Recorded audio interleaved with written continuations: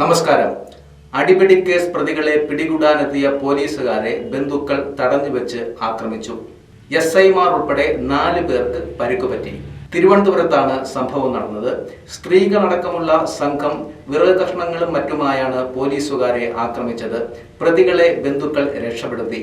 കഠിനംകുളം സ്റ്റേഷനിലെ എസ്ഐമാരായ Shiju Shah, senior CPO Aneesh, driver Sujith എന്നിവർക്കാണ് പരിക്കേറ്റത്. പുതുക്കുറിച്ചിയിൽ ചൊവ്വാഴ്ച വൈകിട്ട് 7 മണിയോടെയായിരുന്നു സംഭവം നടന്നത്. മദ്യപാനത്തിനിടെയാണ് തർക്കവും അടിപിടിയും ഉണ്ടായത്. ഇരു സംഘങ്ങൾ തമ്മിൽ അടിപിടി നടന്നതറിഞ്ഞാണ് കഠിനംകുളം പോലീസ് സ്ഥലത്തെത്തിയത്.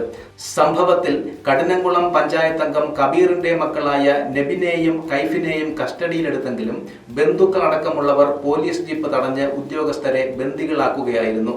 5 പോലീസുകാർ മാത്രമാണ് ഉണ്ടായിരുന്നത്. പ്രതിഷേധം ശക്തമായതോടെ പ്രതികളെ വിലങ്ങഴിച്ച് വിട്ടുകൊടുക്കുകയായിരുന്നു. സംഭവത്തിന്റെ ഗൗരവം മനസ്സിലാക്കി രാത്രി 9 മണിയോടെയാണ് കൂടുതൽ പോലീസ് സ്ഥലത്തെത്തിയത്. നാട്ടുകാർ കൂടിയതോടെ ആറ്റിങ്ങൽ ഡിവൈഎസ്പിയുടെ നേതൃത്വത്തിൽ കൂടുതൽ പോലീസ് സ്ഥലത്തെത്തി.